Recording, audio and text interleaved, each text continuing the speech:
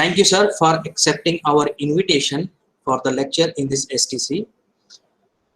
So, good afternoon to everyone. So, we have with us another expert in the field of multi-phase flow and microfluidics related. So, Professor Vivek Bua. Professor Bua currently working as a professor in the IIT Delhi in the chemical engineering department. The Professor Bua completed PhD in chemical engineering from IIT Bombay in 2004, and he completed their BE Bachelor of Engineering in Chemical Engineering from Shivaji University, Kolhapur in 1994. Professor Bua has academic and research experience for many well-known institutes like NCL Pune and Friedrich Alexander University Institute of Fluid Mechanics, Germany. Professor Bua currently working in the research area like computational flow modeling and simulation, single and multi-phase flow like gas, liquid, solid flow, multi-phase reactor engineering, stirrer vessel, bubble column and slurry reactor, transport phenomena, and research in multi-phase system. So the Professor Bua had developed wide probe and its data processing code VFAD for measuring measurement of gas volume fraction, bubble size, rise velocity distribution in dispersed gas liquid system. He is also currently working in many research and industrial projects from like Department of Science and Technology, Board of Research and Nuclear Science, and some of related to the industry like Tata Steel, IOCL, Indian Oil Corporation, BPCL, Bharat Petroleum Corporation, and ONGC, Natural Gas Corporation, and many more. The Professor Bua have received many awards and fellowships. Like he has received 2 times Humboldt Fellowship, Germany in 2009 and 15. He received Teaching Excellence Award in 2013 from Indian Institute of Technology, Delhi. He received Young Engineer Award 2008 from Indian National Academy of Engineering, Outstanding Young Faculty Fellowship in 2008 to 2013. He has postdoctorate research experience. So Professor Bua has published more than 60 publications and 39 peer-review international and national conferences and done 21 international and national invited talks. So thank you, sir, for giving us some valuable time to deliver a lecture in our STC. In the title of this STC, Modeling of Complex Fluid. So now I would like to invite to you, sir, Professor Bua. Okay, thank you, Professor Tiwari, for this nice introduction. Am I audible to you and other participants? Yes, sir. Okay. Okay, fine. How much time do I have? I think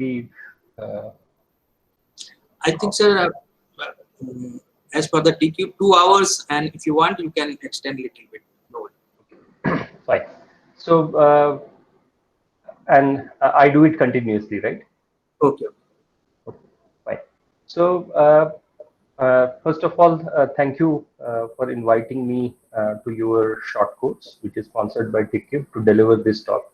I'm very happy to deliver this talk, share with you a part of work that we are pursuing at IIT Delhi with you and other participants. The primary topic of my lecture is you have complex multi-phase flows, measurements and CFD simulations in microfluidic devices or microreactors. But since we have time, what I would also like to do is that I would talk a little bit about these microfluidic devices, microreactors, and what kind of complex flows, or in particular complex multi-fluid flows, multi-phase flows that one can expect in these microfluidic devices and microreactors. I will spend about, let's say, 25-30 minutes in introducing this for a general benefit of all the students and participants that we have in this course. And then I would move on to the actual topic where I will show you some of the measurements with multi-phase flows, in particularly gas liquid flows that we have done in these microchannels and the corresponding simulations. And then I will stop. At the end, I will also leave enough of time for questions and answers for discussion. So if participant has any participants has any questions, they can always ask it to me. In fact, even in between the talk also, if you want to ask, you can just stop me and ask. I hope this raise hand utility is there in Google Talk or Google Meet. But you can just interrupt me wherever you want, and let us keep it rather informal. If you don't understand something, feel free to stop me and ask. On the way, I would cover different topics that involve general introduction to complex flows that we have in microfluidic devices, microreactors, measurements, CFD simulations. And just because of the kind of time that is available to us, I would not be able to go in details of all the aspects. And just for myself be on time, I should also skip some of the contents, the details of the numerical methods, solution methods, etc. So I would skip that. But if any one of you are interested in further details, you can always ask, and I would be happy to provide you that information. So is that fine? Yes, sir, it's fine. Okay. So we start. I hope that you are able to see the slides. Yeah. Are the slides visible? Yeah. Okay. So as I mentioned to you, I would first start with introduction to microfluidic devices and microreactors.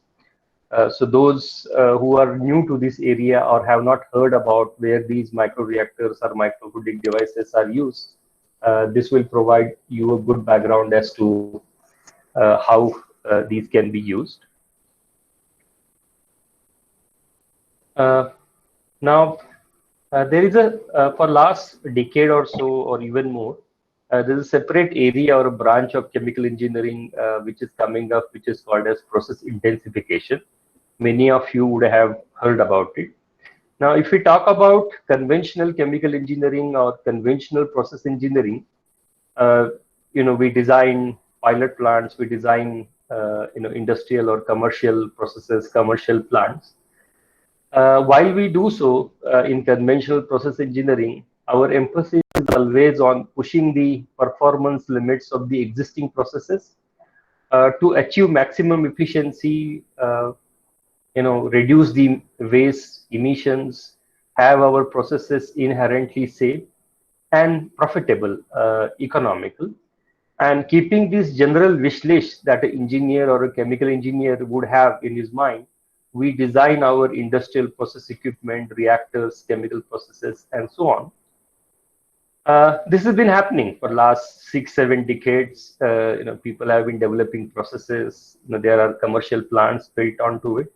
But since then, the emphasis always has been that how do I improve the efficiency of the existing processes? How do I build new processes, new reactors, which will give me, which will offer cost competitive processes.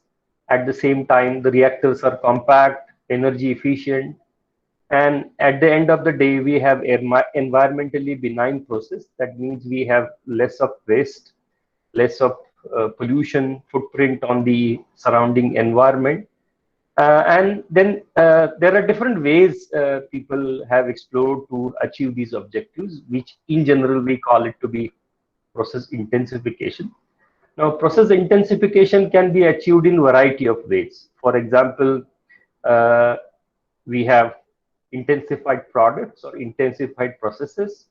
When we talk about products, we are talking about intensified or high performance reactors. For example, monolithic reactors, microreactors, static mixers, etc., etc. I have some pictures for you. When I will show them to you and make my point more clearly. Then we have equipment for non-reactive operations like compact heat exchanger, rotating packed bed, static mixers, etc., etc. The other end, other efforts have been focused on development of multifunctional reactors. That means, how do I do multiple processes in a same equipment? For example, reactor cum heat exchanger, reaction plus distillation. So we talk about reactive distillation or reactive separations, fuel cells, etc.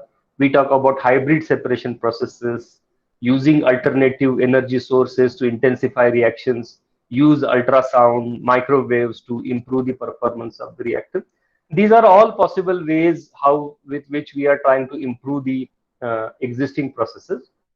And this is just more of an artist's impression, that on the left hand side you see a typical conventional pilot plant, and on the right hand side this is just a vision of how a future plant would look like, right? A compact one, environmentally benign, green, less emissions, less waste, environmentally benign, safe, etc., etc. Now the question is that how do we achieve this, right? How do we achieve this? And this can be achieved by a variety of ways, which I have mentioned here. I will just activate the laser pointer. So there are a variety of ways with which this can be achieved. I would also like to caution you that this will not happen for all the processes. So for some of the fertilizer plants or big oil refineries, you can't put them in a small room. That's quite obvious. But then there are several processes, specialty chemicals, fine chemicals. You talk about pharmaceutical processes, which can be intensified and made very compact wherever possible. But it is not that the bulk chemical manufacturing processes like oil refining, or for example urea manufacture, they have not been intensified. No, there have been also continuous efforts in also intensifying them. So if you look at one of the examples from the literature that I always quote is that if you talk about the urea manufacturing process, one of the conventional processes involved equipment. They were as high as 50 meters in tall. But if you look at some of these intensified processes which are shown here, the number of equipment which have gone down because you have combined multiple operations together. At the same time, you have also decreased the size of the reactors or process equipment. You have evolved compact equipment. How do we achieve this? This can be achieved by evolution of newer materials, for example, multifunctional catalysts, nanoparticles, etc., multifunctional reactors, where the focus is on development of compact and miniaturized process equipment. I have spoken that. Now, there are ample of opportunities in terms of developing a new synthesis route, a new catalyst, multifunctional catalyst, etc., etc. All those are possible ways to intensify a process. But today in my talk, I would focus on process intensification that is done via using more efficient, compact, or structured reactors. So you think about monolithic reactors. So these are ceramic materials with different cross sections. You have multiple channels, right? They can be square or they can have some other shape. There can be fins within the channels, right? And you have a catalyst which is wash coated on such a porous material with which these monoliths are made. And some of the prominent industrial technological uses of such monolithic reactors are their use in the car exhaust. So when you have a car exhaust, you have SOx, NOx emissions coming out, and to improve the quality of the emission, you use this kind of device that sits on your car exhaust or automobile exhaust, and which tries to improve upon the emissions that you have. You must have also heard about more efficient structured packings, which look like these. Some of the pictures taken from a company called Sulzer, who manufacture these kind of structured packings, which essentially provide a very high interfacial area per unit volume of the reactor, which are popularly used for distillation or reactive distillation. And with help of such structured packings, which offer a very high interfacial area per unit volume, as a result, you also have a very high gas liquid mass transfer that is offered by these packings. One is able to reduce the sizes of the conventional tray type distillation columns very significantly using these kind of structured reactors. Coming to the topic of present focus, not only that, but people have gone down even smaller in terms of length scales. People have built microstructured reactors, come heat exchangers, which employ different types of microchannels, which vary in size and shape. You can have more complicated shapes where you use them to carry out reactions and also integrate that with heat transfer. So you have compact micro heat exchangers, come reactors. You also have falling film reactors. And you look at the size of these reactors, they are very compact. So you have a laboratory flask kept here. So the size of such reactors is very compact. Now, why are these micro reactors or microfluidic devices so popular? A is that if I try to define them loosely, they have channels or flow paths with characteristic dimensions, typically less than a millimeter. Maybe that's a loose definition, but you have these passages for fluid flow, or the reaction volumes are very small and maybe of the order of tens or hundreds of microns. As a result, they provide to you very high surface area or interfacial area. It could be in the range of 1,000 to 10,000 meters square by meter cube, which is approximately 100 times to 1,000th time of a conventional reactor. Because of the smaller sizes or smaller transport scales involved in these microfluidic devices or micro reactors, you end up in having an efficient mixing, and as a result, you have better conversion and selectivity to the desired product, thus improving the footprint of your process on environment or making the process environmentally benign. Because of the higher surface area or higher interfacial area in case of multi-phase flows, they offer very high heat transfer coefficient, which help you in managing the heat transfer in an efficient way. You may need to add heat or remove heat depending on the nature of the reaction. And with that, it also allows you to control, to maintain uniform temperature or to control the temperature in a uniform way, with which you can control some of the exothermic, highly exothermic and dangerous reactions. You can control them with much more precision, avoiding hotspots or runway of the reactions. Same thing is also true for mass transfer. You have order of magnitude higher mass transfer coefficients. And since these devices, be it microreactors or microfluidic devices, involve smaller reaction volumes, you have reduced hazards, right? More importantly, yes? Sir, sorry to interrupt you. Can I ask a small question here? Sure. Sir, this is when we see for smaller volumes, it is fine, but when we want to really scale it up, then the distribution and pressure drop is a problem. So, are you going to address in the future slide? So then I will just. Yeah, so some of this disadvantage will also come in the next slide, and I would explain that. And maybe if some of the points that you wanted to hear are not covered, you can again interrupt and stop me, and we can discuss it further. Thank you, sir. Thank you. Yeah. So one of the other important consideration here is that in a conventional process engineering or process design, we scale up things. So we have a lab scale reactor, we have a pilot scale reactor, and we have a commercial reactor. And often we are unable to keep the same fluid behavior in an upscaled reactor, in a commercial reactor. So the performance that we always get on a laboratory scale or a pilot scale, the same performance is not guaranteed on a commercial scale.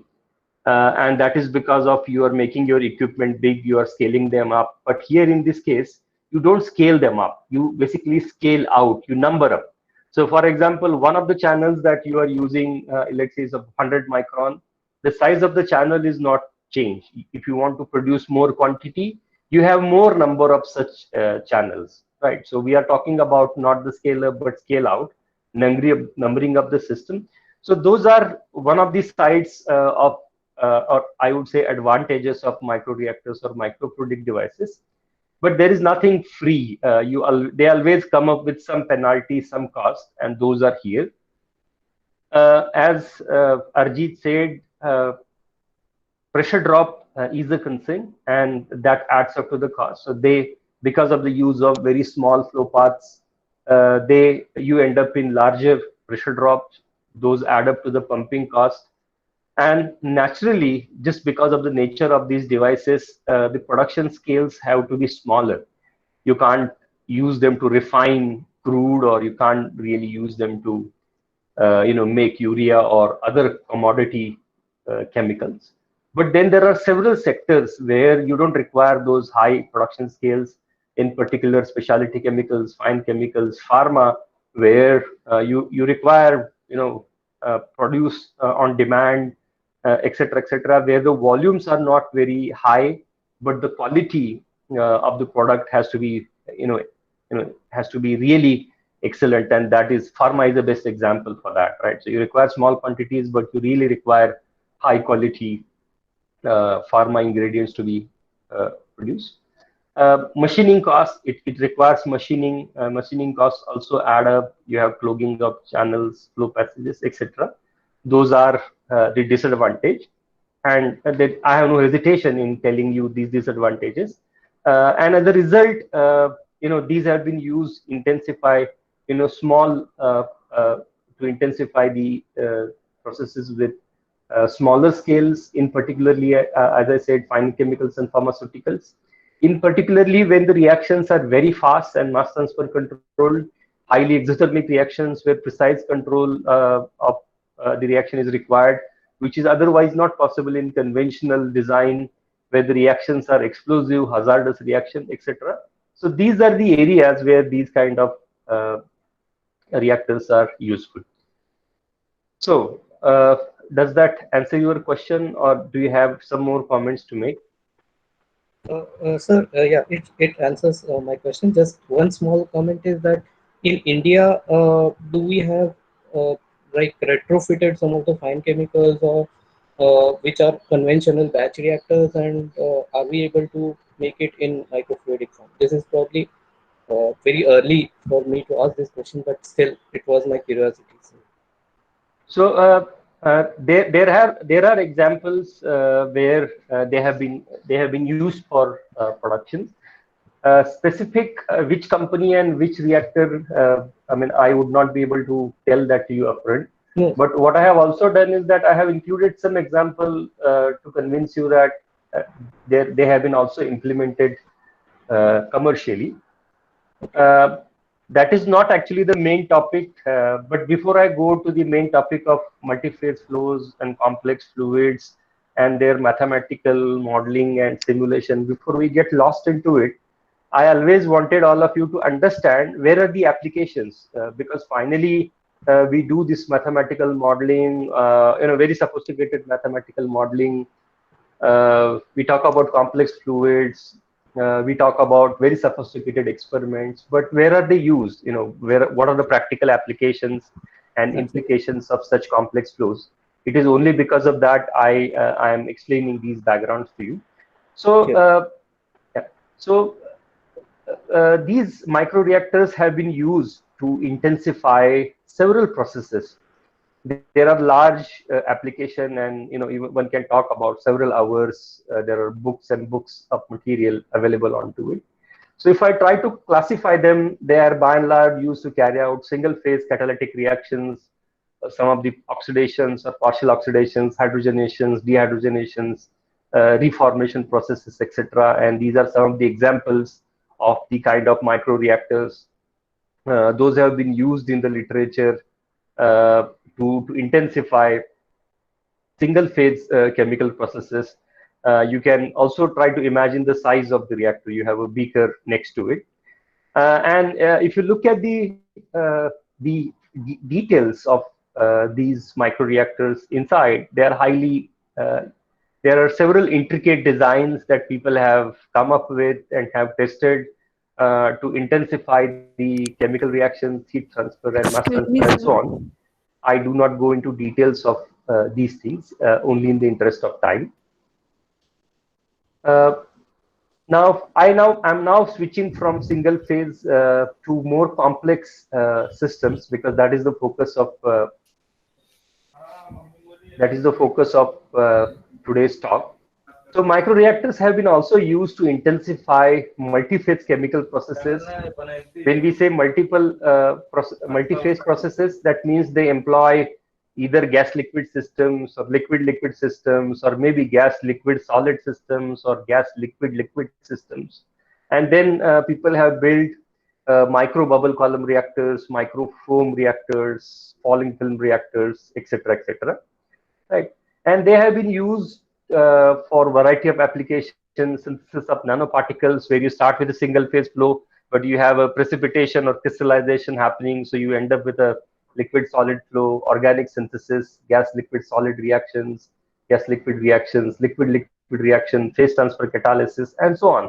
There are large number of applications where these microreactors have been used, at least on a laboratory scale, and they have been shown to be used. The other applications could be creation of double emulsions, some of the synthesis of biological systems, material production, production of emulsions, separations, etc.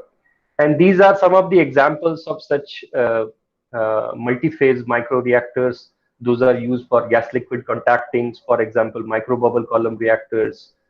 You have liquid liquid micro mixers, which would look like this, or a micro fabricated packed bed reactor, right? I would not, again, a reactor that is being used for nanoparticle synthesis, right? And several other applications, right? There is an endless list of microreactors. Those have been used to intensify gas liquid liquid reactions, right? And there are these companies. So there was one question about the industrial implementation, but there are companies like Lonza, Corning, Velocis, Sigma, Aldrich, IM. These are they are providing these kind of commercial these kind of microreactors for commercial production, mostly employed in pharmaceutical, fine chemicals, and specialty chemicals. And these are some of the examples of these multi-phase microreactors. For example, from IM Mines, falling film reactor, Sigma Aldrich and Alfa Laval plate reactor for large-scale synthesis. And then there are another company called Lonza who are offering industrial-scale microreactors. Right.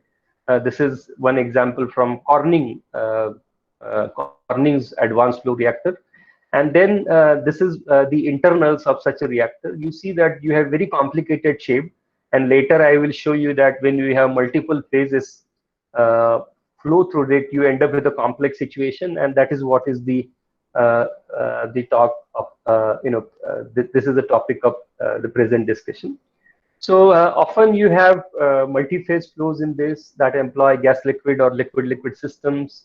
So depending on the type of channel or the flow passage that you have, depending on the fluid properties and the flow rates of the fluid, you can expect different flow regimes. For example, you have a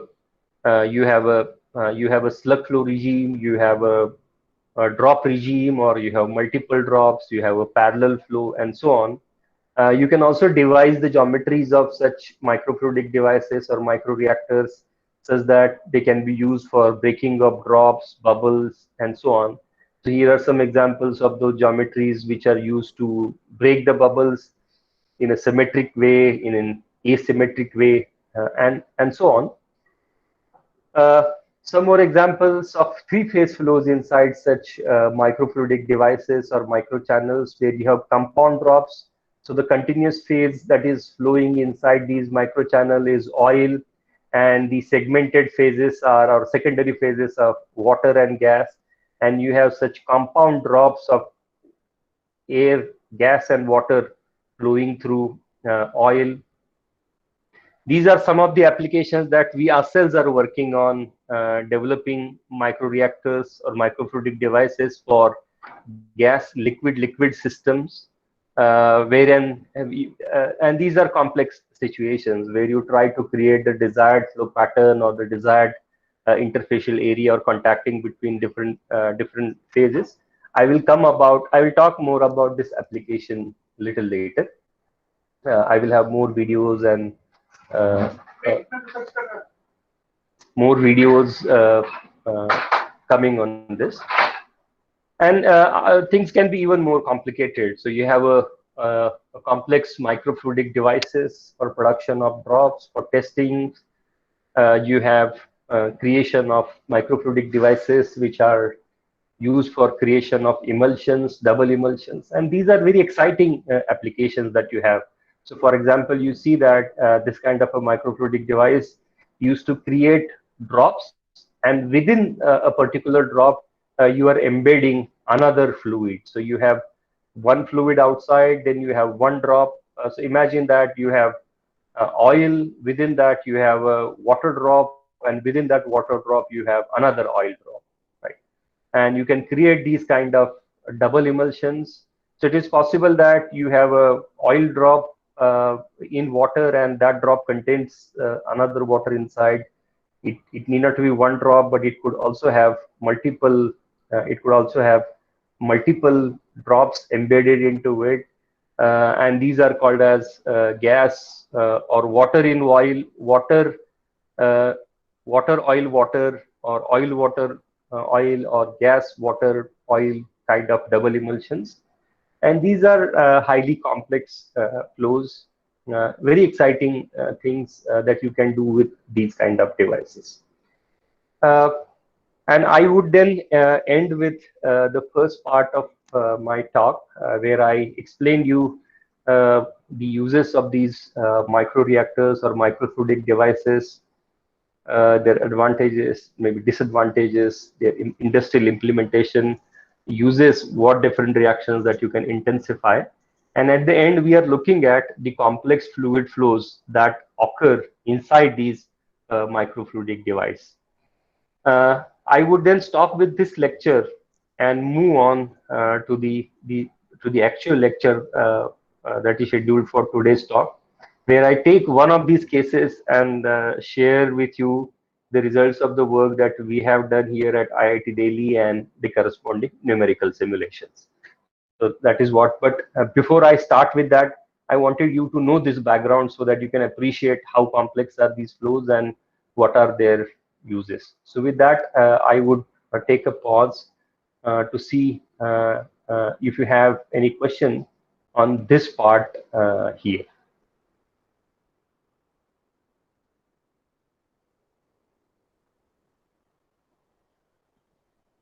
Sir. Yes.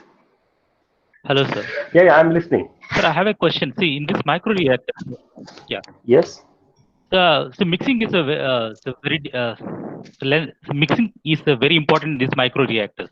Right. So how far it will affect this? So mixing is because important. It takes more time to mixing in this microreactors. Actually, that is not the case. The mixing here is actually very fast because your length scales or diffusional length scales are very short. So you will end up with a very fast mixing. In fact, these kind of reactors are used when you require a very fast mixing. Okay. So is it pumping should be there for this microreactor? Of course. To make the fluids to full, you will have to pump. Yeah, okay. You have to pump the fluids. Okay. But you combine your geometry and the geometry of the channel or the flow path, the geometry of the flow path such that you intensify your mixing. Okay.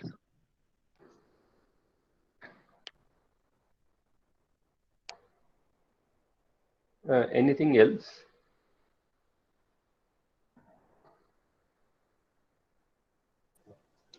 Are there any further questions? Yes. Yeah, please. Hello, sir.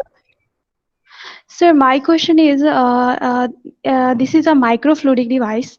So how to measure the flow? This is a very precise to how to control flow and how to measure, or which equipment is used for measuring the flow rate. Yeah, so it depends on what you want to measure. For example, if you just want to visualize the fluid flow behavior inside, which I will refer as a high-speed visualization, I would show that to you later. So you basically use high-speed cameras, which can work with something Okay. like 500 frames per second, 1000 frames per second.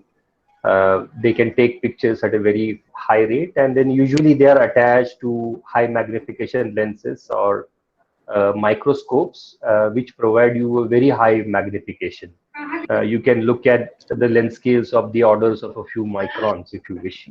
We have powerful microscopes available. So we attach these high magnification, we attach these the high-speed cameras to microscopes, and with that you can visualize at a very small lens scales. These days you have high-speed cameras. You can image up to 5,000 pictures per second, 10,000 images per second. So that will help you to visualize. Okay. You have pressure transducers, miniaturized pressure transducers that will allow you to measure pressure drop. In addition, we have micro PIV. There's a measurement technique that is called as particle image velocimetry. We also do that very regularly here. I don't have slides, but I would encourage you to just Google my name and it will take you to my research page. There you have lots of examples of measurements of velocity measurements in microchannels using a technique called PIV, particle image velocimetry. So that will allow you to measure the flows in detail, velocity flow fields. And Yes, sir. then one can also use fluorescence. So there is something that is called as laser-induced fluorescence, abbreviated as LIF. So with that, you can measure the concentration distributions, temperature distributions, degree of mixing, etc. Okay. Thank you, sir. Yeah. Hello, sir. Yes. Zoidev have some questions. The first question is, what type of static mixers are mostly used to form double emulsion? These are not static mixers. So these are flow focusing devices, which are used.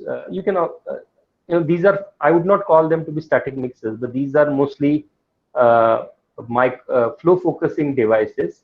For example, you have one fluid which is coming from here. You see this arrow and this darker area. So one fluid is going through this. There is other fluid which is coming from this side, and there is the third fluid which is going through this concentric part that you have, and as a result you produce these double emulsions. I have some videos as well later where I will show you how it is done. Again, Jodev have, I think, second question. If the working fluid system are very viscous, then what type of microreactor are used? Microreactors as such would not change, but then you will end up with very high pressure drops. And would you really like to use microreactors for handling such highly viscous systems? That is a question that one asks. There is no separate microreactor for highly viscous system, but eventually if you put it in a channel, you will end up with a very high pressure drop, and then one would not use these kind of microreactors for very highly viscous systems. We'll have to look for some other configurations if pressure drop is excessively large. Okay, thank you.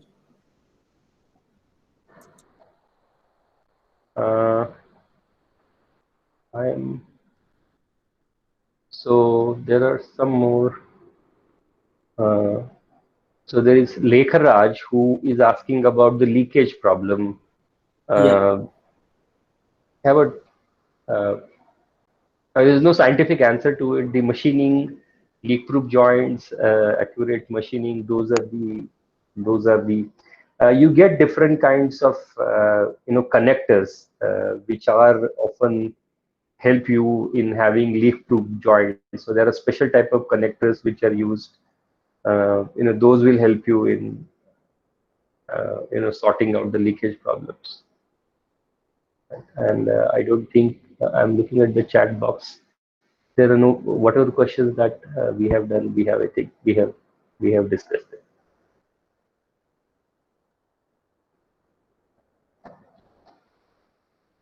Okay, so if there are no further questions, then shall I switch over to the other lecture?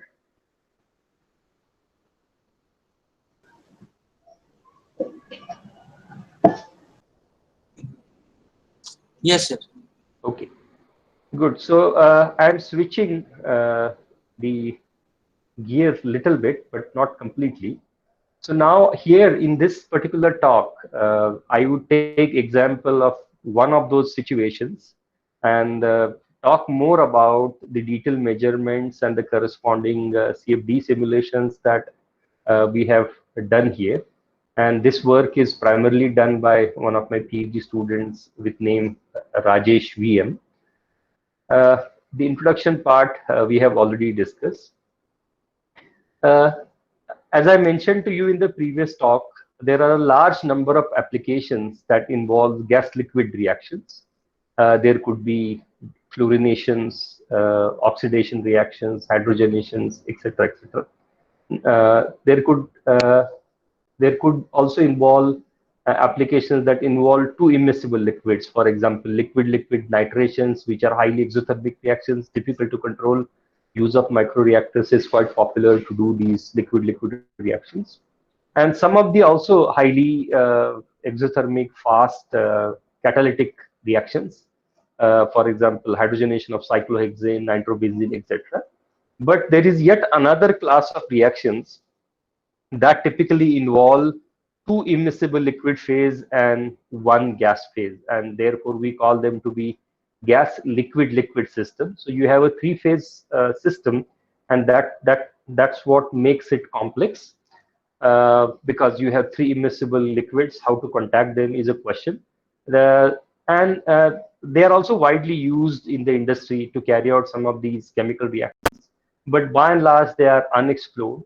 And in the present, in the later part of the talk, what I'm going to talk to you is about how to control how to manipulate the fluid flow behavior of gas liquid liquid three-phase system in microchannels.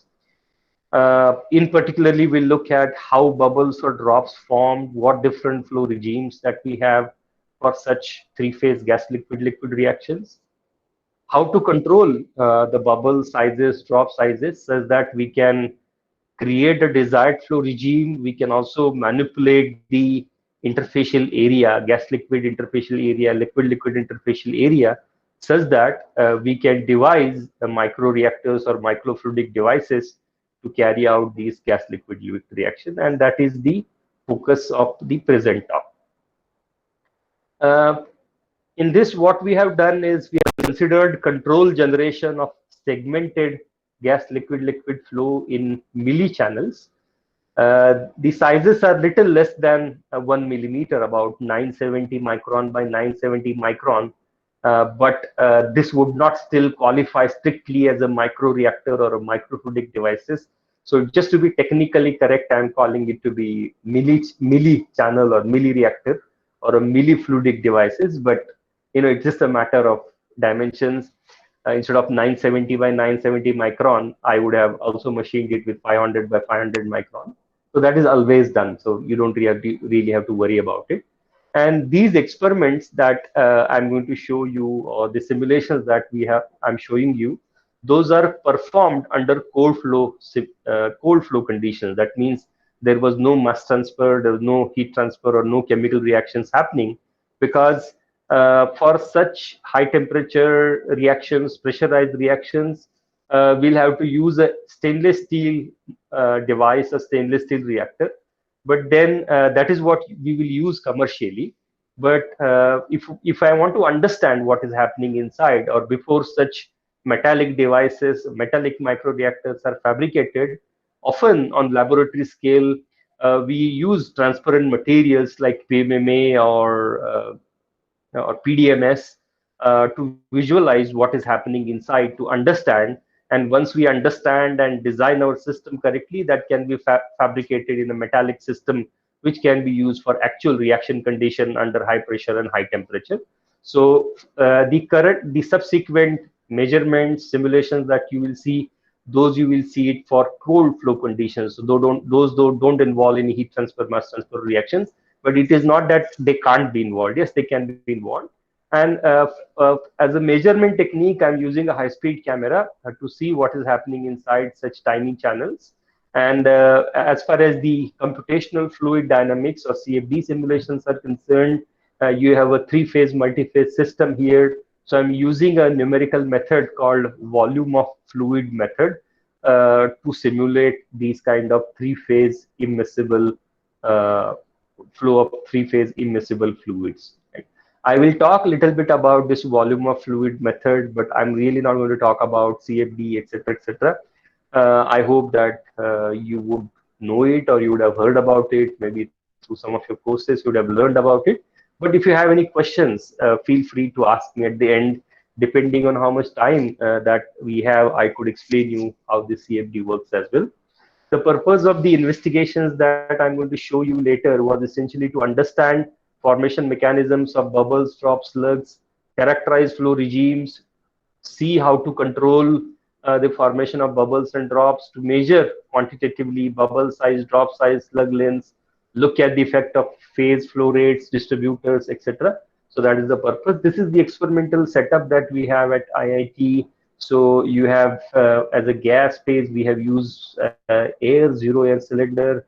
So there is this air cylinder. We have mass flow controllers that will allow you to introduce the air phase into the microchannel at a specified flow rates. Then we have multiple syringe pumps. One is here, another is here. So the syringe pumps are used to pump the fluid phases inside the channel. So we use air as the gas phase, oil, which is typically kerosene, as one of the liquid phases, and water, distilled water as the second water phase, which is immiscible. Their properties are given here.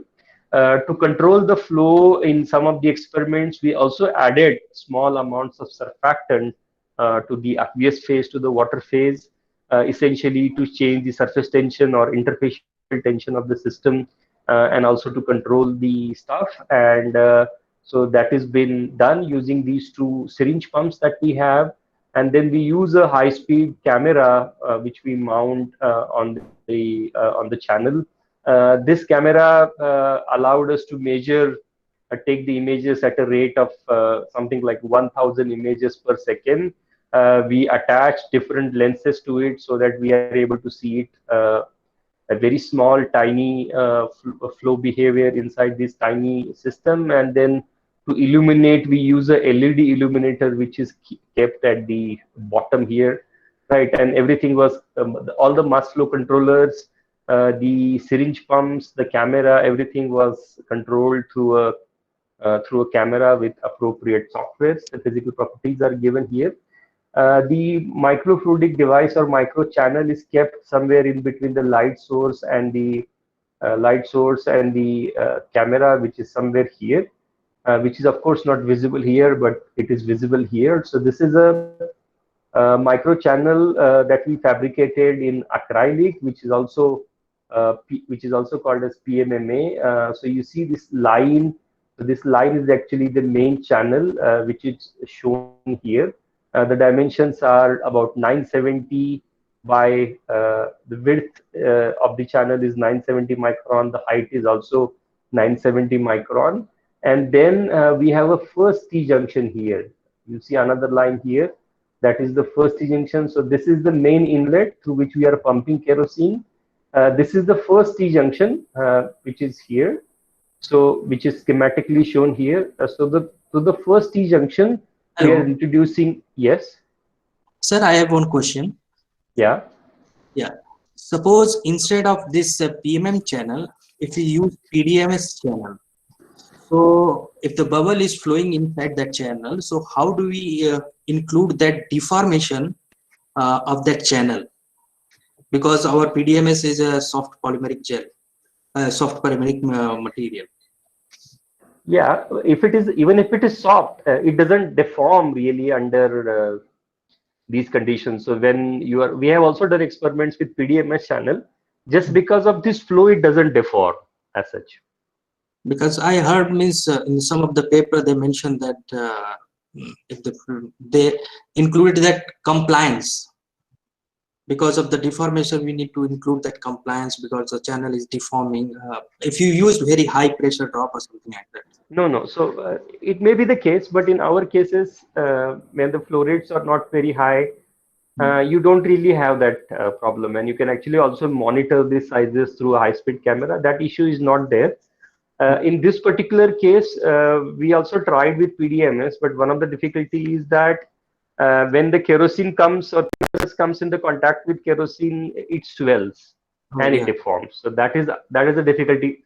That was a difficulty for us. The deformation arising because of the swelling, because of the contact between kerosene and PDMS, not the deformation of PDMS as such, because of the flow. Sir, one more question, sir. So can we tune the modulus of that polyacrylic PMMA or PDMS? So it's possible to tune the modulus, no? It should be, but While preparing the PMMA, polymethyl methacrylate is a solid material. It's quite rigid. It's like a acrylic sheet I'm that you have. saying, see, Dr. Anurag asked regarding the PDMS. So it should be possible when you synthesize these gels, it should be possible to tailor it. But for these microfluidic applications, I don't really think the deformation is an issue, because you're talking about 100 micron, 200 micron, a length of a millimeter, not more than that. And I don't think you will have deformations for this small length scales. Okay. Okay. So in this case, oil is coming, which is kerosene, which is coming in through the main inlet. Then we are introducing air from the first T-junction, which in the experiment, it is somewhere here. And we usually embed some needles here through which we introduce air, essentially to control the bubble size, which is going inside the main channel. So depending on the needle type or distributor type, or depending on the flow rate, you may have formation of small bubbles, big bubbles, or slugs. And whatever it is, they flow in the main channel. And in the second, we have a second T-junction through which we introduce another immiscible liquid phase, which is water in our case, water or water with surfactant. So that is coming through this second T-junction, which is shown here, right? Which is shown here. We could introduce water through the channel itself, or we could make use of needles again to manipulate the complex fluid flow that we have inside the main channel. And then this is your main channel where we are observing what is happening. And the dimensions of different sections are given. We have used different types of needles, etc., with different dimensions. And you will see that there are lots of results, but I would not worry about it too much. I just want you to give a feeling as to how it works. The detailed dimensions, etc., you can find out in our publication, so that should not be a problem. And I'm going to skip all those parametric effects, though I have slides for that. So now the first thing that we will look at is we will look at what is happening at the first T-junction. In experiments, it is here. So here is a video of this first T-junction. So you have, from the left-hand side, you have oil, which is kerosene coming. And then this is the zoomed version at the first T-junction. So this black fluid that you have is actually air, which is coming from this T-junction, first T-junction. And you see that air is coming inside. You have this air-oil interface, which is deformed, because of the shear that is exerted by the incoming oil phase, and then it is deformed. You also have the gas is coming with certain velocity, gas velocity. So there is some inertial force that is acting on this interface, which is exerted by the gas phase. you have the shear exerted by the continuous phase, which is the oil phase on this interface, because of which it is dragged or pushed inside the main channel. So that is the shear. And then the opposing force for this is the surface tension force. So inertia, the gas phase inertia will push the interface inside, gas liquid interface inside. The shear in the main channel or in the oil phase will also push the interface inside, but the surface tension will try to oppose this motion, right? And the resultant size or shape of the bubble or slug that you see inside the main channel that is formed at the first T junction is determined by the relative magnitudes of these forces, which I have listed here. Shear force or viscous force exerted by the oil phase on the interface, inertial force exerted by the gas phase, and the surface tension force or later inertial tension force. That will determine whether you will have small bubbles, large bubbles, short slugs, long slugs, etc. All possibilities are there. And to quantify that, we use certain dimensionless numbers. So my relevant forces are shear force, inertial force, and surface tension force. So the corresponding dimensionless numbers which are relevant to me are the capillary number, which is the ratio of your viscous force divided by the surface tension force, and the Weber number, which is the ratio of inertial force by surface tension force. Now you have different fluids which are entering at the first T junction. So this is your first T junction, oil is coming, air is coming. So you define them based on air-oil system. When you move to the second T junction, which is somewhere here, which is not visible in this video, which we will see later, you will have properties of water and oil involved there. So you'll have to change the definitions of your dimensionless numbers accordingly. Now, here are some videos. So in this case, there was no needle that was embedded in this first T channel. And you have certain flow rates of water and air, right? And depending on that, you have formation of slugs here. And this is called as a squeezing region because the interface grows in the entire main channel. It occupies the entire channel cross section. As a result, there is a pressure drop build upstream and downstream of this growing slug. So this is downstream, this is upstream. And because of this pressure drop, the interface is squeezed inside the main channel, and that's why this is in the literature. It is known as the squeezing region or squeezing mechanism of formation. So if you change your flow rates or if you change your distributor, it is also possible that you have small bubbles. This dark phase is air phase in all our images or videos. You keep that in mind. Oil is transparent, so you're not seeing that. This is a shadowgraphic image. So you have camera, you have object in between, and the light is on the opposite side. So you see a shadow of these bubbles on the sensor of the camera. So it's more of a shadowgraphic image. So the bubbles are appearing as black in this. And this is called as dripping region, and somewhere in between the squeezing regime and the dripping region, you have the transition region, right? You have the transition region. So this is how these things are documented in the literature. So our first purpose was not really to look at gas liquid systems because they are investigated amply in the literature, but just to standardize the system to see whether our observations agree with the literature or not, we did that.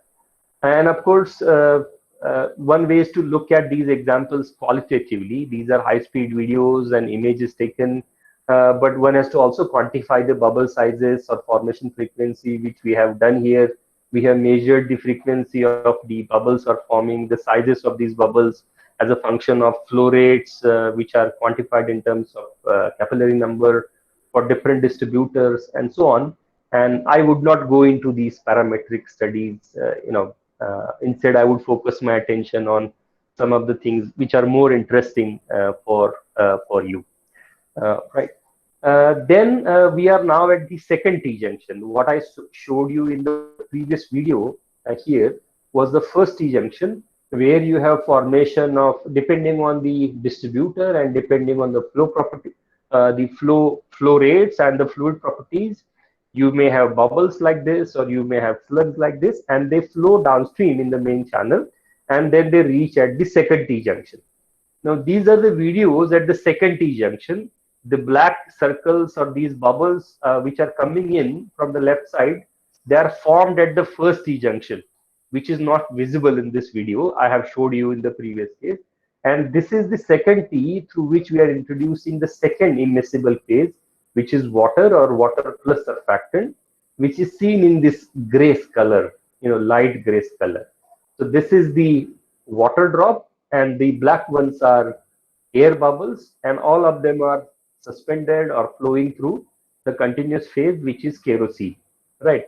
And you see that if you adjust your flow rate, if you control your flow rates, if you control your fluid properties, and you control your distributor, you can have a nice controlled generation of alternate bubble and drop, alternate bubble and drop. You can also change their sizes, right? These kind of flow patterns or flow regimes were produced with help of needle distributors. But if you don't use needles, just introduce the fluid phases through the channels, then you will have these kind of flows. So you have basically slugs of air produced, and then these slugs will flow in, and the water is coming in from here, and then you have a droplet or a short slug of water followed by a long slug of air phase. And what we were interested in these videos or these experiments is that what really decides the order, the flow regime, and the sizes. So you see that the air slug which is coming in, it is cutting. If you watch very clearly here, it is cutting the water drop or water slug. It is acting like a cutter blade to segment the water in form of slugs or drops, right? So the mechanisms here are completely different. In case of the first T junction, it is the relative balance of shear force or viscous force, inertial phase of the secondary phase, and the surface tension force that really determine the size or the shape of the bubble that formed. But here, in addition to those forces, it is the incoming air bubbles or air slugs which also act like a cutter for the second liquid phase. And depending on that, you will have different flow regimes form. And then if you manipulate, you can produce different things. So first thing is which we call it to be, this is something that never existed in the literature. We did it for the first time. We were very excited when we did it. So you have one water bubble, a water drop or air bubble, and then they are going like a doublet. We call that to be bubble drop flow. In another case, we have a slug of air, and that cut or resulted into a small water drop. So we call it to be slug drop regime. In this case, we had 2 drops of water followed by 1 slug. So we call it to be slug versus 2 slugs. There are reasons why only 1 drop or 1 slug, why 2, etc., etc. Again, in the interest of time, I would not go into it. But if you are interested, I can also explain you what happens exactly, so that whether you have 1 bubble, 1 drop, or 2 drops, etc. So you can do many things. Not only that, you can do many more exciting things. So here, what we did is that in this previous case, the size of the main channel was exactly same as the inlet channel. But here in this case, what we did is that after the second T junction, once we introduced both the phases, we expanded the channel size. So if this is about 1 millimeter, we made this 2 millimeter or even more. That allowed us to accumulate the thing. So here you see that the transparent ones are the water droplets, and the black ones are the air bubbles, right? And then you change your distributors, you change your flow rates, and you see that you can do a variety of interesting things here. Right?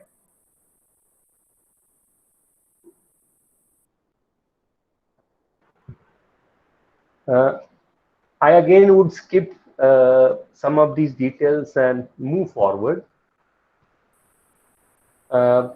These are not videos, but these are pictures. So we tried with several distributors, several different flow regimes, addition of surfactant as well, and produce different kind of flow regimes. For example, 1 drop of water, air, all in kerosene, which is the continuous phase, or 2 or 3 drop air bubbles followed by 1 drop of water, right, in different ways, or you have 1 drop of water and multiple air bubbles, right?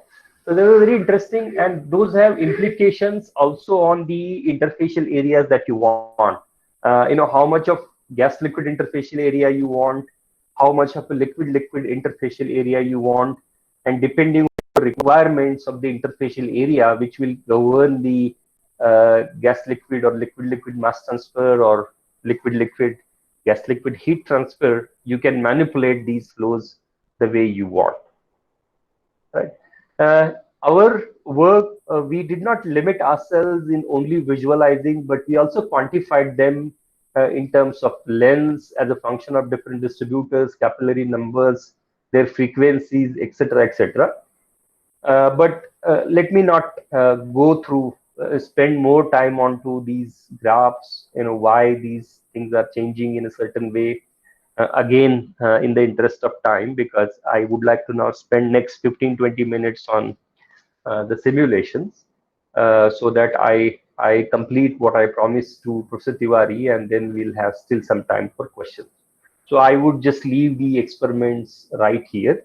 We have done lots of different experiments, for the reasons that I explained it to you. Next thing, we were also interested in predicting these things.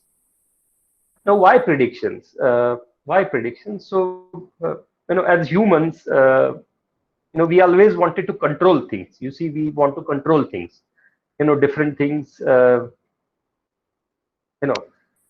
control. And to control, we need to understand what is happening so that we can manipulate, we can produce the kind of flows, the complex flows that we want, depending on the requirements of a particular heat transfer or mass transfer or chemical reactions. We can devise our microfluidic devices, microreactors, or reactors in general, such that we create the desired flow patterns, the desired interfacial areas. And one way is that, like we did, you keep fabricating these devices, keep doing experiments. So I only showed you good experiments, but we have spent dozens of devices which did not do well. We expected something, but we didn't get that. So throw that, do it. It always, adds up machining costs, doing these experiments. These are still cold flow experiments, but when it comes to actual reactors, doing these reactors, etc., you can't do that. You can't fabricate just like that and throw that. It is not working.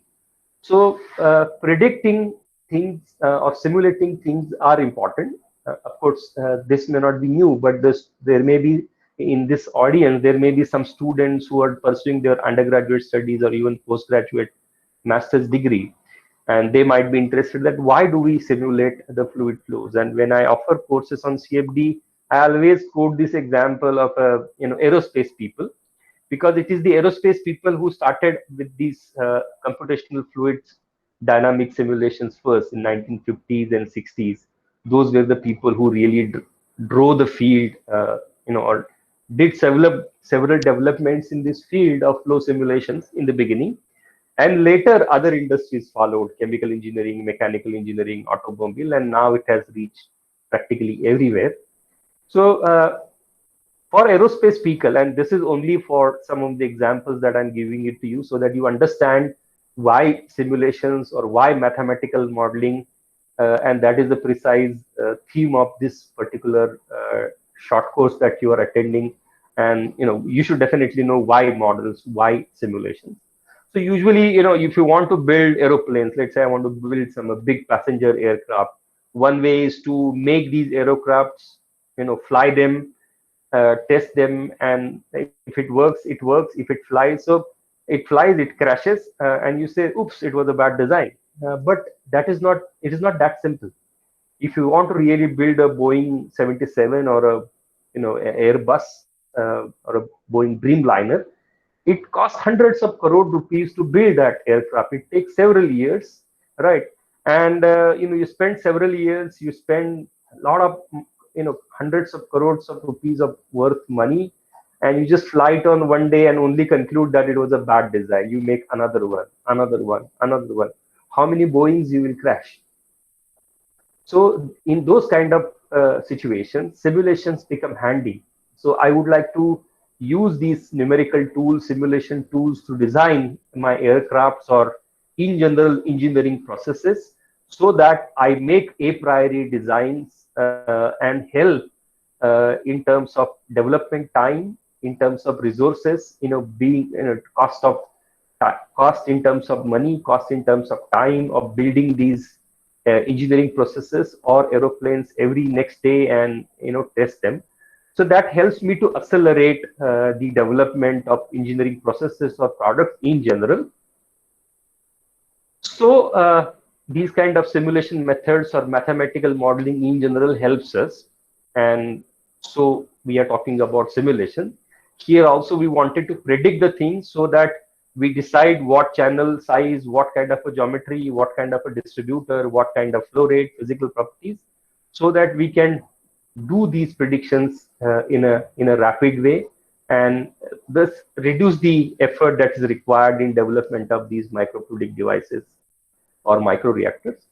While I say this, I would also like to emphasize, I will also like to complete the story by also saying it to you that even if we are advanced, we have advanced significantly in terms of development of mathematical models, very expensive high performance computations, very detailed sophisticated simulation. But in spite of that, experiments are still a must, right?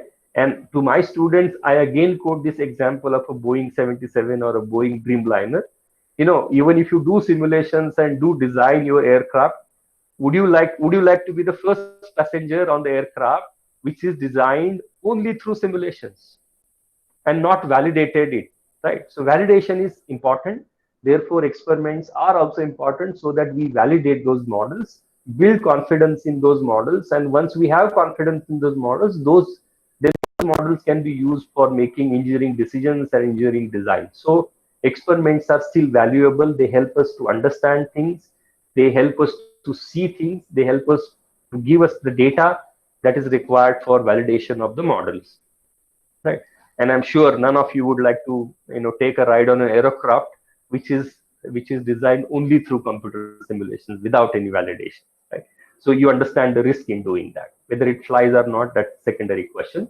So we talk about CFD here, and in particularly CFD is a big area. One can talk for semesters and semesters about CFD. I'm using one of the methods which is called as volume of fluid method, which is used rather routinely to simulate segmented or stratified multi-phase flows inside a variety of applications. So in our present system, because of the nature of our application, our fluid phases, we assume them to be incompressible. Indeed, they were incompressible. The flow was laminar, and all these fluid flows were Newtonian. What to do with if they were compressibility effects can be incorporated. If they are, if the fluids are non-Newtonian, I'm sure there are other colleagues who are talking about. Mr. Chavra talked about non-Newtonian fluid.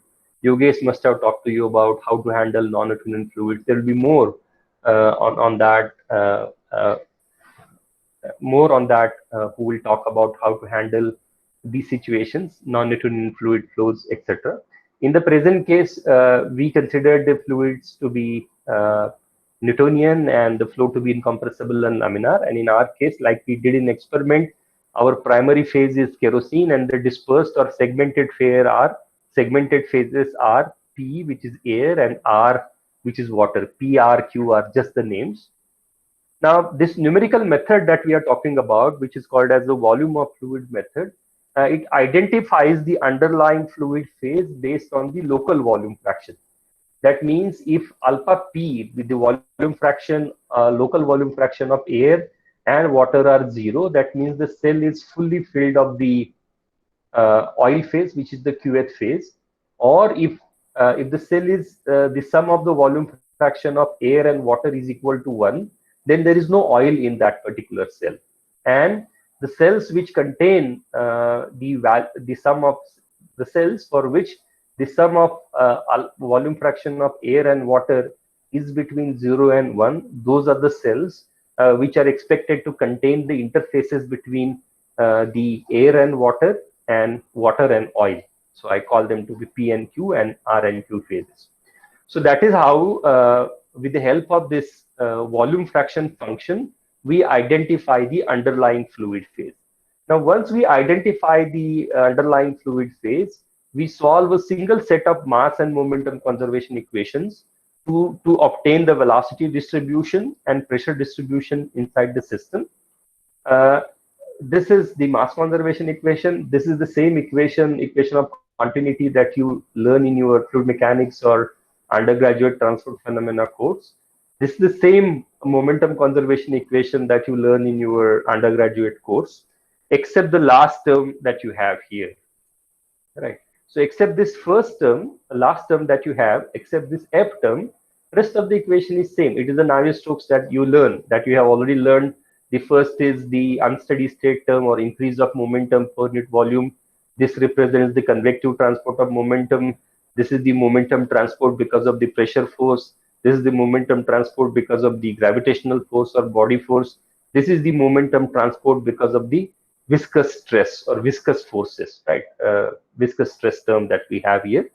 So this part of the equation is known to you. I don't have to really explain that to you. I will only talk about this F. So this is the additional force when we want to simulate the motion of interfaces. You have the interfacial force acting on the interface, the surface tension force or the interfacial tension force. That is accounted by this F term that we have. Rest of the equations are same. Now the rho, and you have the fluid properties here, rho and mu.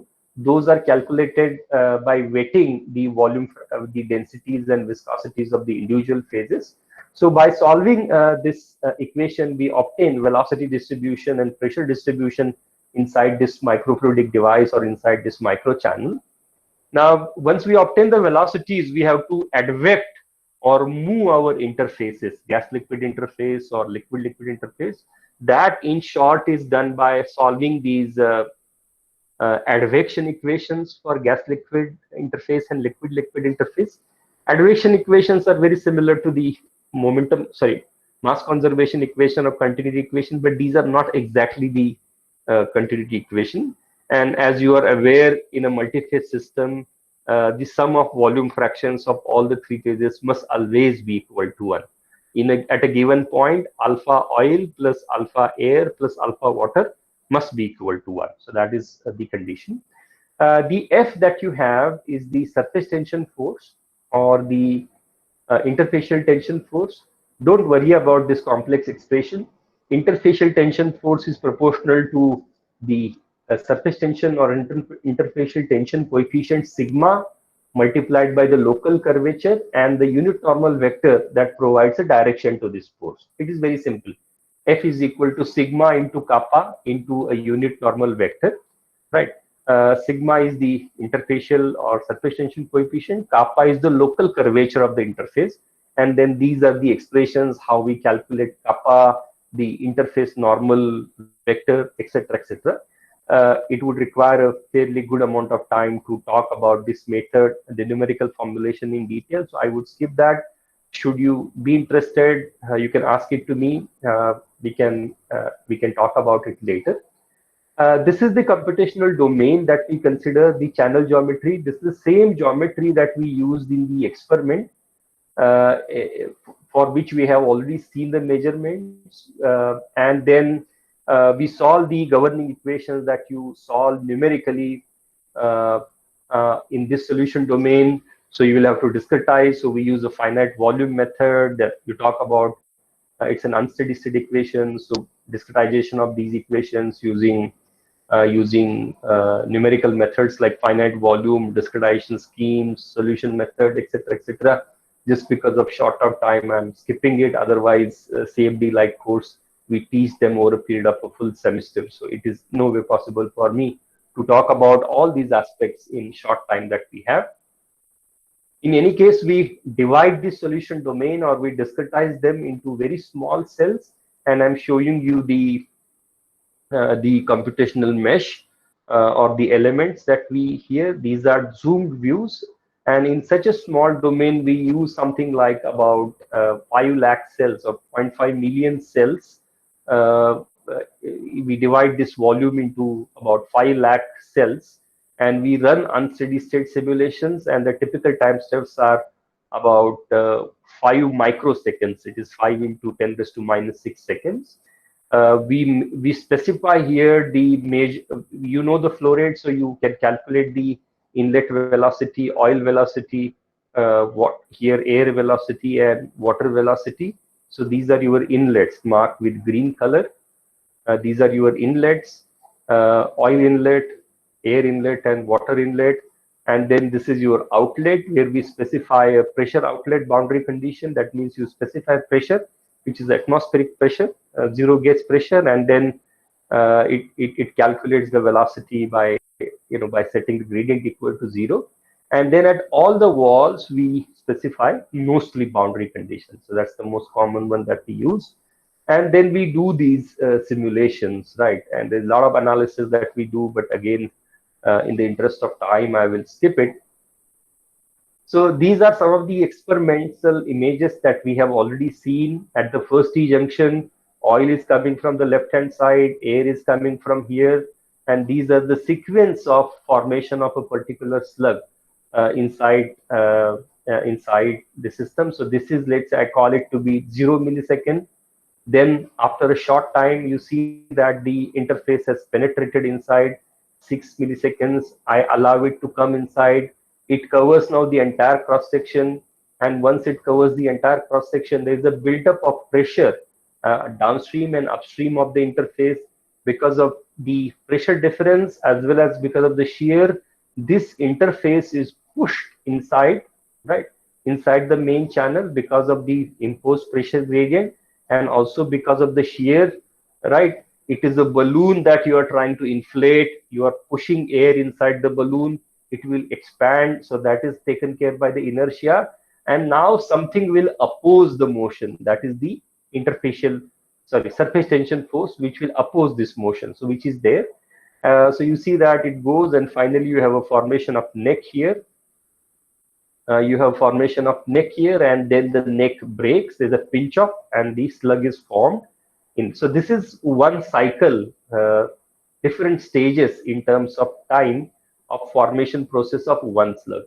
And these are the corresponding simulations shown at the same time, 6 millisecond, 14, 18, 20. And so you see that you are able to predict it quantitatively well, even in terms of time. It is not only, it is not that it looks similar or same, but even if you look at quantitatively, it is exactly the same, right? And then this is the simulation where we are coloring the interface by the magnitude of the shear stress. Why? Because you see that it is in this neck region. You have a very high shear acting, and that leads really to the breakup. Maybe I would enlarge and show it to you. You can see here.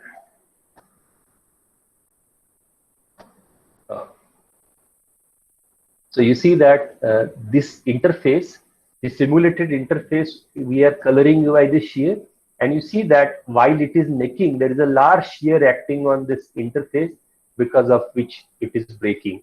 So once we simulate, it allows us, it gives us lots of information, allows us to analyze different things. In short, you are predicting it quantitatively well, not only under this slugging condition, but also when you have a short slug or bubble, that also you are able to predict it reasonably well.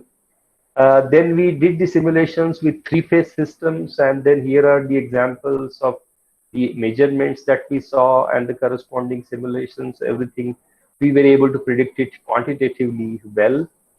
I'm jumping some of the contents, right? So here are the simulations in different flow regimes.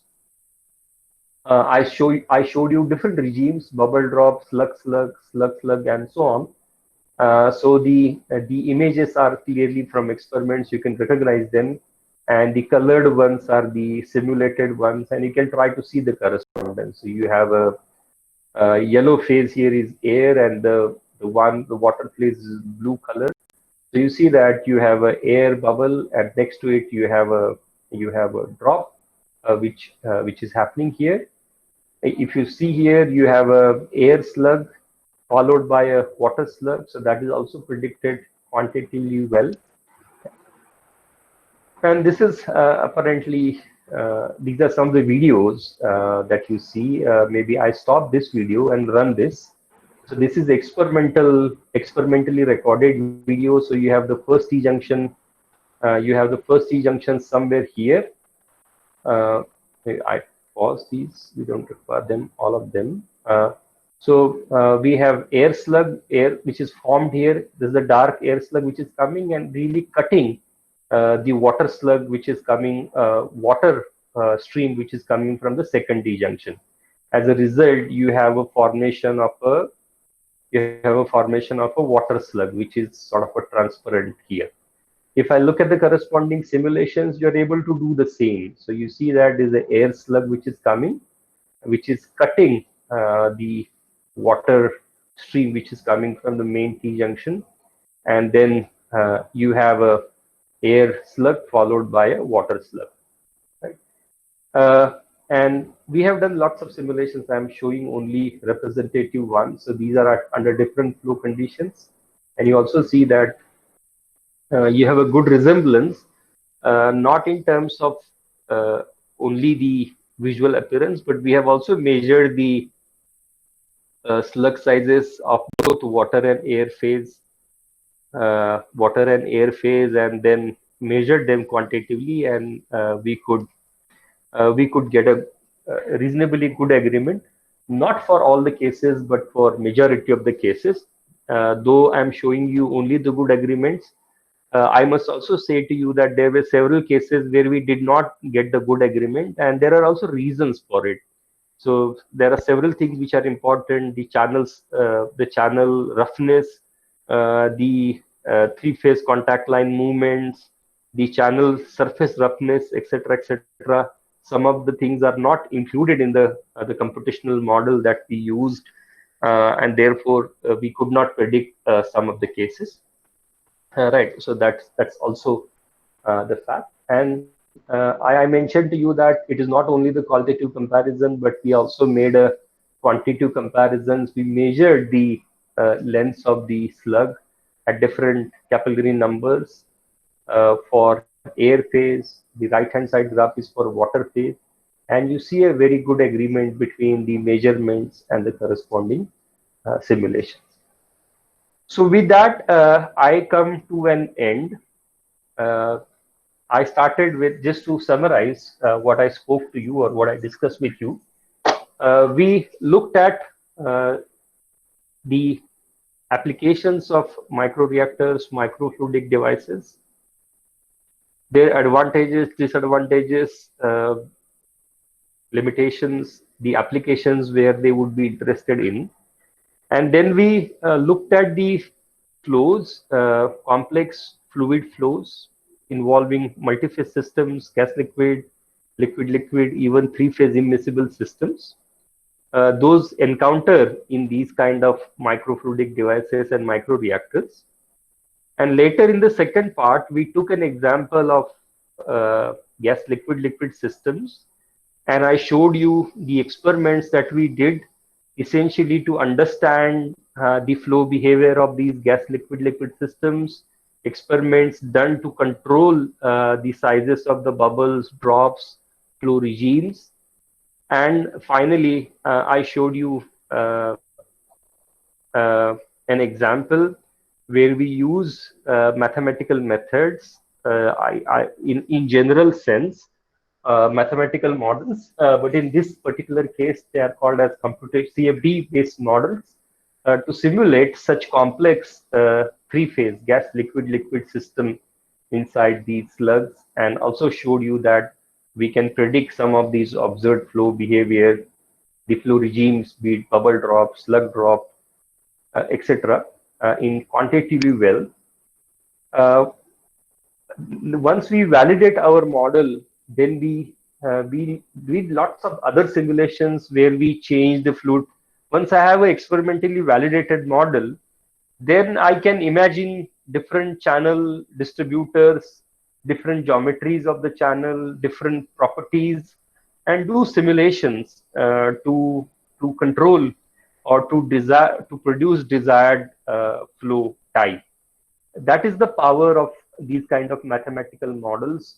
Once you have reliable mathematical models, in general, not only for this lecture, but in general, they will allow you to test out different things, change the channel shapes, fluid properties, distributor shapes, and see what happens. So essentially, they will allow you to examine. You have a thought, you have an idea, I want to quickly test it. Instead of airplane wing in this way, I want to create this kind of aeroplane shape. And if I want to test it, these numerical simulations comes very handy. Very handy. These mathematical models are very useful in trying out different configurations, in designing plant, designing processes, also scaling them up and so on. And that is the focus possibly of the entire effort that is being done in this short course. So with that, I would stop and would like to take up further questions if there are any. We still have about 10-15 minutes for discussion. Sir, this is Arijit again. Can I ask? Yes. Sir, in CFD, whether ANSYS was used for the simulation? In this case, the simulations that you saw were done using ANSYS, but some of them in the same presentation were also from OpenFOAM. Okay. And whether it was 2D, 3D? No, these are three-dimensional simulations. So 2D we have difficulties because with 2D simulations you really can't capture the interface, the surface tension force very clearly. So you require 3D simulations. Right. Okay, thank you.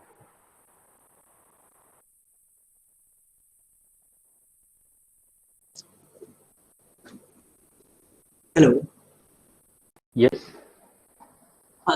Sir, I think Joydeep have some questions. Oh yes, I'm reading them. I'm just going. So Jaydeep Mukherjee asks, define local operating Reynolds number. Local Reynolds number. So usually the way we calculate the Reynolds number is that we take the hydraulic diameter, we take either it can be based on the velocity of the individual phases. The range of the operating Reynolds number I do not remember, but you can look at our publications and it is listed there. Right. The next question by Jaydeep is semi-empirical correlation, Sauter mean diameter of bubbles in terms of capillary and Weber number. Yes. This we have already done, and it is just Google for the publications. We have also compared the bubble sizes with empirical correlations, and at least for the bubble part, we get a good correlation. The last question by Joydeep is, can we use level set method instead of volume of fluid? Yes, you can use level set method as well. Yeah, and the only difficulty with level set method is that it doesn't conserve mass and you require reinitialization in case of level set method. But you will see that there are examples where people have also used level set method.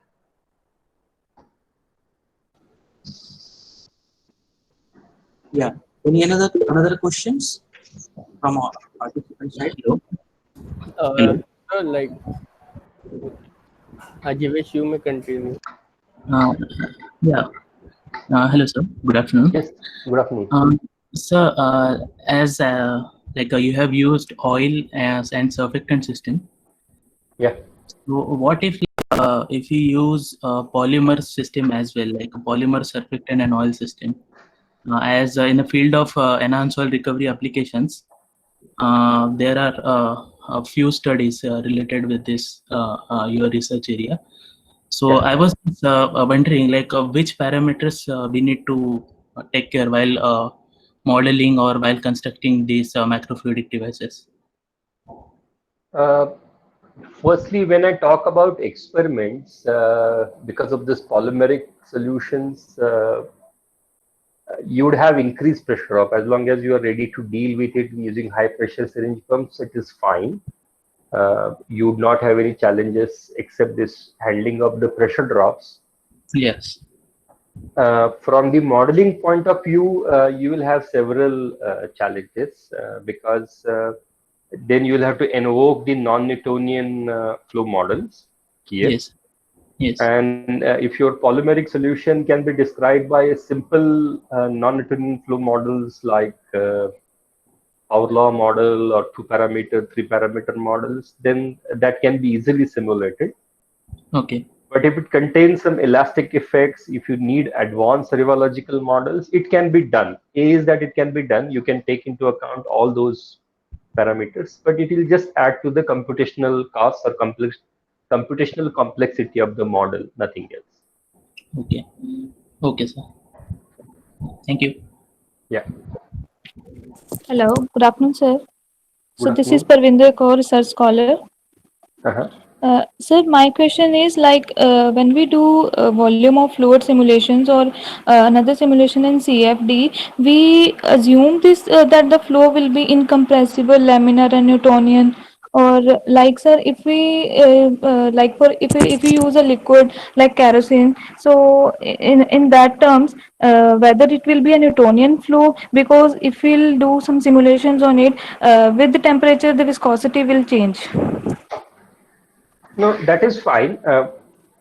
It is not necessary that you make these assumptions. In our case, those were valid. We make it. So if you want to incorporate the compressibility effects, or if you want to incorporate the variation of viscosity or other physical properties in terms of temperature, or if you want to incorporate non-Newtonian flow behavior, you can do so. There are models that will allow you to do so. Okay, sir, you have taken this assumption that the flow will be incompressible, but if Yes. we take some fluids, but those fluids are compressible, so how can we take them as incompressible flows? I mean, ideally, every fluid is compressible. Even water, it can be, it will have some degree of compressibility. The question is that how much would be the contribution of these things, and for our operating conditions, for the flow rates, there would be hardly any effect of, even if you incorporate the compressibility effects. Okay, okay, thank you, sir. Yeah. Sir, one more question regarding the flow regimes. Yes. Sir, in three-phase, will the flow regimes, because you showed that it's slug, or slug and bubble, or some other dripping and slug together. So generally what in literature we find is that Reynolds number versus capillary number, we draw the regime map. And these flows will also fit in the same regime map, or there will be a different regime map? No. This system is completely different. So Yeah. you may not have a generalized universal regime map describes everything. That will not be possible. Okay. Okay. Thank you, sir.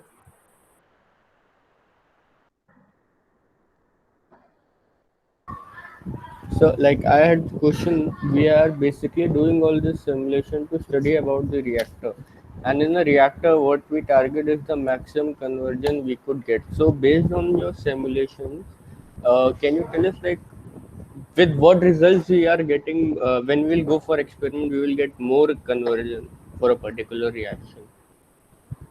So in our case, we did not involve chemical reactions in the simulation, but that can be done. That can be done. You solve additional species transport equations with appropriate reaction sources or sinks. We can do that. And with that, you will be able to tell what is the effect of all these things on the conversion, selectivity, etc. Okay. Thank you. Hello, sir. Sir, Yes. I have one question.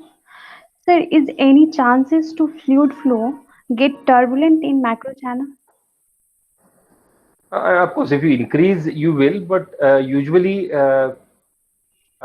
you would not operate under turbulent because you will have a very high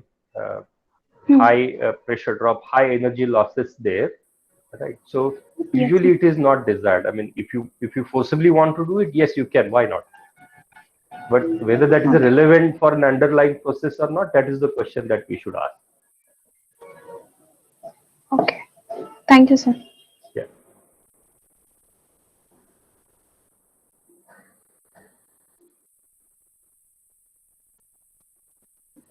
Anyone else?